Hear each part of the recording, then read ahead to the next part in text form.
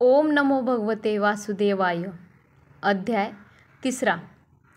गरुडाने विचारले, हे भगवान, यमलोकी पोचल्यावर त्या पापी जीवाला कोणत्या यमयातना भोगाव्या लागतात, हे आपण मला सविस्तर ऐकवावे.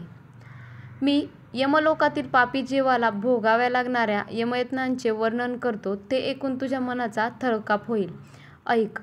हे गरुडा, आक्रोश करत यमपुरीत पोहोचलेल्या पापी जीवाच्या शुभाशुभ कर्माविषयी धर्मध्वज नावाचा द्वारपाल चित्रगुप्ताला सांगतो. चित्रगुप्त धर्मराजाला सांगतो, जो नास्तिक आहे, सतत पापकर्मात गुंतलेला आहे, त्याला धर्मराज चांगले ओळखत असतात. तरीसुद्धा ते चित्रगुप्ताकडून त्याच्या शुभाशुभ कर्माची माहिती करून घेतात व त्याची श्रवणाकडून खातरजमा करून घेतात. श्रवण हे ब्रह्मदेवाची मुले असून स्वर्ग, भूमी व पाताळात विहार करतात.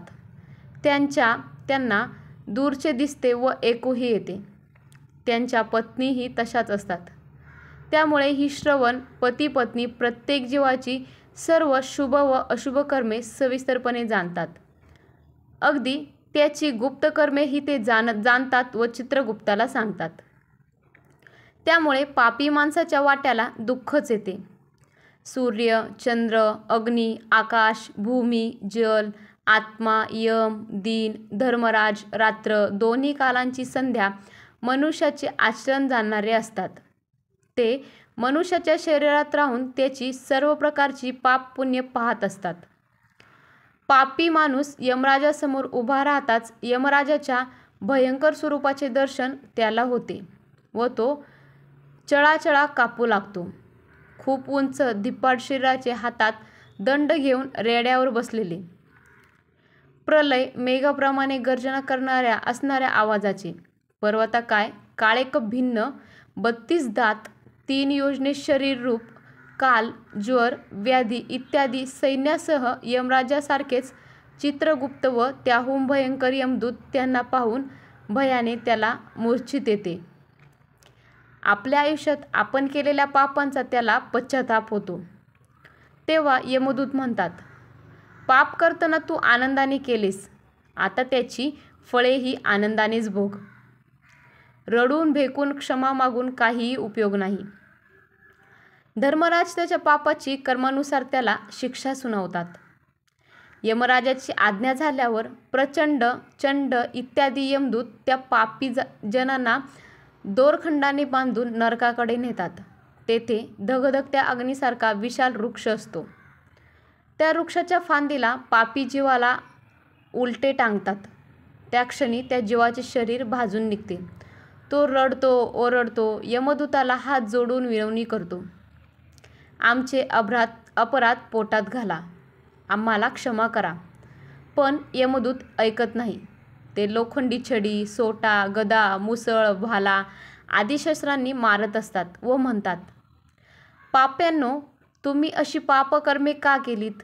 तहानलेल्यांना पाणी पाजणे, भुकेल्यांना अन्न देणे अशी सहज केली जाणारी पुण्यकर्मे तुम्ही केली नाहीत. कावळ्या कुत्र्यांना अर्धा घास दिला नाही, अतिथींचा आदर सत्कार केला नाही, त्यांना खाऊ पिऊ घातले नाही, गृहस्थ धर्मात अन्नदान केले नाही, मनोभावे देवपूजा, साधुसंतांची सेवा केली नाही, काम, क्रोध, लोभाच्या घाणीत पापात लोळत राहिलास, आता भोग त्या कर्माची फळे. मार खाऊन पापी जीव खाली कोसळतात. झाडांच्या पानांनी जखमा होतात. शरीराचे लचके तुटतात. ते झाडाखालची कुत्री खातात. ते पाहून पापी जीव रडू लागतो. त्याच्या तोंडात यमदूत माती घालतात. त्याला दोराने बांधतात, सोट्याने मारतात, शस्त्राने भोकसतात.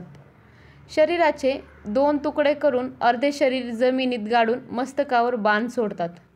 काहींना अर्धवट जळालेल्या लाकडावर ठेवून भाजतात. उकळत्या तेलात घालून तळतात.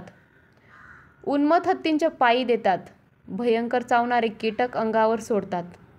वज्राप्रमाणे टणक चोचीचे कावळे, गिधाडे शरीराचे लचके तोडतात. डोळ्यात नखे खुपसतात. तोंडाला चावे घेतात. काही पापी दुसऱ्या पाप्याला दिलेले कर्ज मागतात. तुला मी यमलोकात पाहिले आहे, तू माझे पैसे बुडवले आहेस, असे म्हणून भांडणाऱ्या पाप्यांचे मांस कापून यमदूत ते धनको पाप्यास देतात.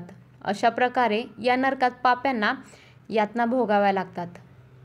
असे 84 लाख नरक आहेत. त्यातील 21 नरक घनघोर यातना देतात. त्यांची नावे: 1. तामिरच, 2. लोहशंकू, 3. महारौरव, 4. शाल्मली, 5. रौरव, 6. कंडमल, 7. कालसूत्रक, 8. पुतिमुत्रक, 9. संघात, 10. लोहितोद, 11. सविश, 12.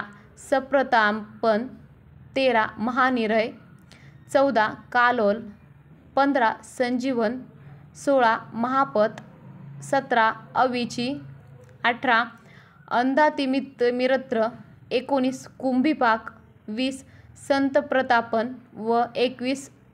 एकतापन. या नरक यातना सहन करून जीव पवित्र भूलोकी येतो. 3रा अध्याय समाप्त. ओम नमो भगवते वासुदेवाय.